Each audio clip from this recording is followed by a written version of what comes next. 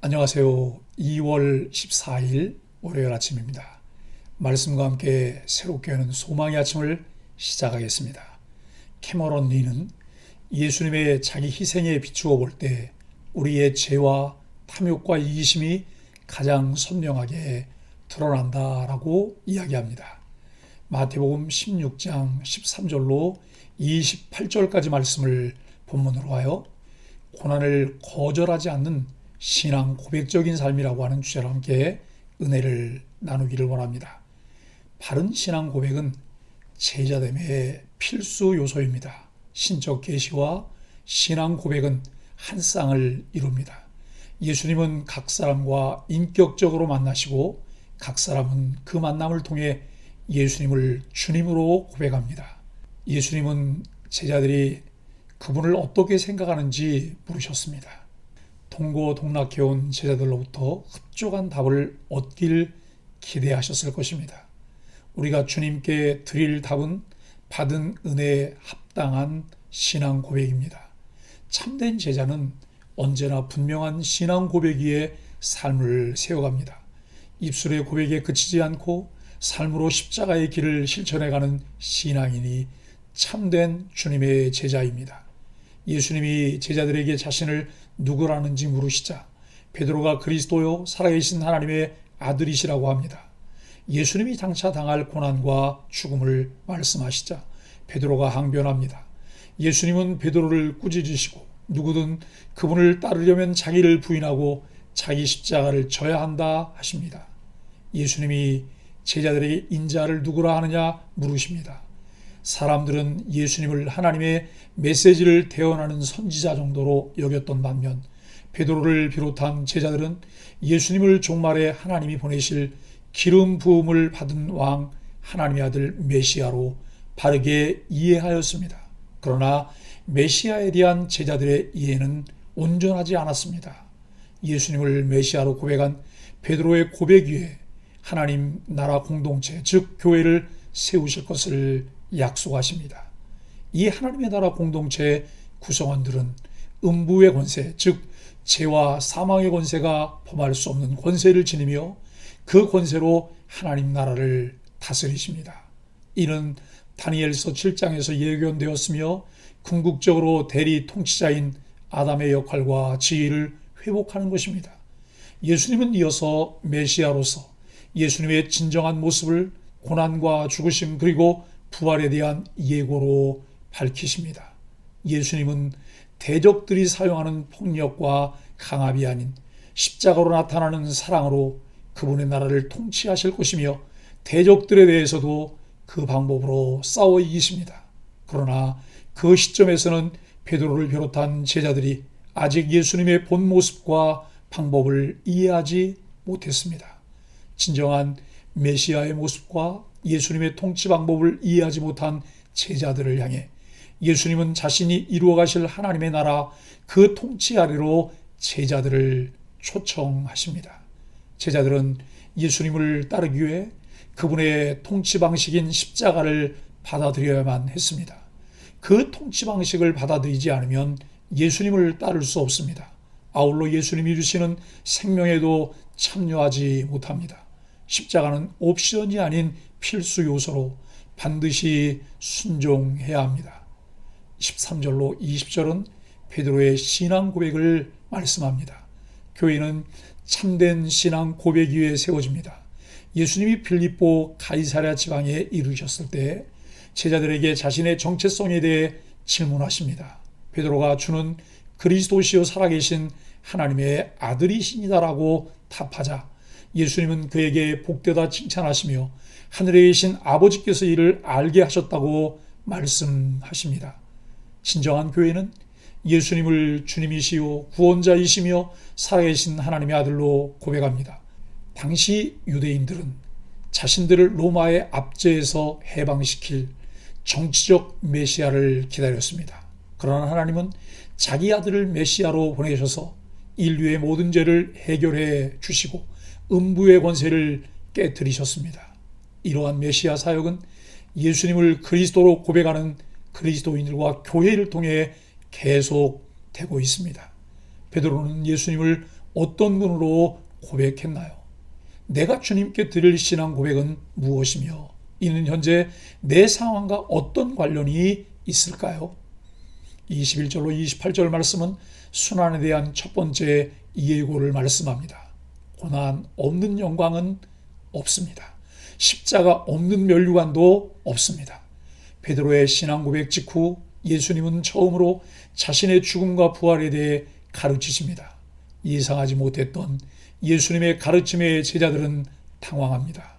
베드로조차 예수님을 붙들고 항변합니다. 여기 항변하다는 말은 예수님의 순한 예고에 대해 격하게 따지고 항변하는 것을 강조합니다. 주님의 뜻을 깨닫지 못한 자는 고난에 대해 격하게 따지고 거부합니다. 신앙생활을 하며 신중하게 의중을 파악하지 않고 겸손하지 않아야 할 이유이기도 합니다. 주여 그리 마옵소서 결코 아니하리이다 라고 하는 이 베드로의 말을 귀 기울여 들어봅니다. 베드로가 마치 예수님을 가엾게 여기고 있다는 어감을 나타내고 있습니다. 이중 부정을 나타내는 헬라어 우메는 단호하게 부인하는 것을 나타냅니다. 주님의 뜻과는 상관없는 인간적인 긍휼과 동정일 뿐이라는 것이죠. 신앙생활에서 공사를 구분하는 것과 성경이 말씀하시는 것과 인간적인 생각들을 잘 분별해내는 지혜가 필요합니다.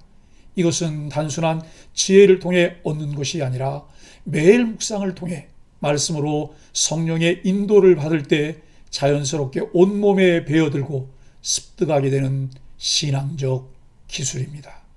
그러한 베드로를 향해 예수님은 거침없이 사단아 내 뒤로 물러가라라고 명령하십니다.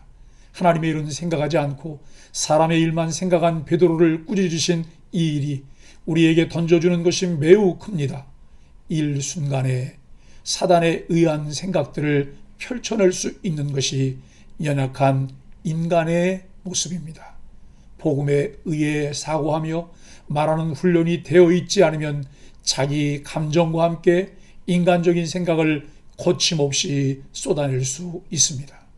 사람의 일은 자기 안녕을 구하는 것이고 하나님의 일은 주님이 고난당하시고 십자가에서 죽으심으로 죄인을 구원하시는 것임을 분명히 이해하여야 합니다. 주님께서 제자들을 부르신 것은 하나님의 뜻대로 이루어질 고난의 십자가의 길이 험하고 고통스럽지만 그 일이 하나님의 뜻이기에 능동적으로 순종하셨던 주님의 모습을 배우며 함께 걷도록 하시기 위함입니다. 그 길이 험하고 어렵지만 주와 함께 그 길을 즐거움으로 순종하며 걸은 사람들에게는 주님이 예비하신 영광이 있습니다. 이것을 받아들이고 따르는 것이 믿음입니다. 그런데 예수님의 수제자인 베드로도 순간 걸려 넘어졌습니다. 매 순간 하나님의 말씀을 통해 주님께 부착이 되어 있어야 할 또 하나의 이유입니다. 매일 성실하게 소망의 아침에 참여하는 것이 별것 아닌 것 같지만 이것이 우리를 주와 함께 살도록 합니다. 예수님이 말씀하신 하나님의 일과 사람의 일은 각각 무엇이었나요? 우리는 사사로운 친분 관계를 복음적인 관계로 오해하고 있는 것은 아닌지 돌아보며 내 삶을 통해 하나님이 이루시기 원하시는 일은 무엇일까요? 사랑하는 소망의 가족 여러분, 오늘 본문을 통해 고난을 거절하지 않는 신앙 고백적인 삶이 무엇인지를 함께 살펴보았습니다. 개인적인 삶에서는 그래도 신앙적으로 살려고 많은 노력을 기울이는데 공동체를 통해 신앙 고백적인 삶을 이루는 일에는 대체적으로 실패하는 경우들이 많습니다. 이 일에 실패하면 공동체는 건강할 수 없습니다. 공동체 안에서 과거의 악한 생각과 습관을 버리고 갓난아이처럼 신령한 젖을 사모하며 장차 영원한 구원에 이르도록 자라가야 합니다. 우리가 배워야 할 것은 관계적 사랑의 한계를 알아야 한다는 것입니다. 개인보다는 관계적으로 만들어진 공동체 안에서 버려야 할 것이 더 많이 발견됩니다. 기만, 외식, 시기, 비방입니다.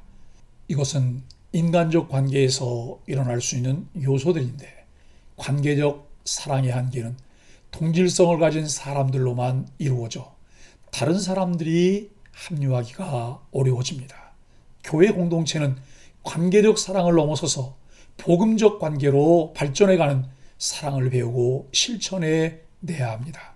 사랑의 관계라는 것 때문에 볼 수 있는 눈이 멀었던 것을 복음을 통해 진단하고 살펴보며 복음적 처방에 따라 관계적 사랑을 복음적 관계로 개선해 내야 건강한 공동체를 이루어낼 수 있습니다.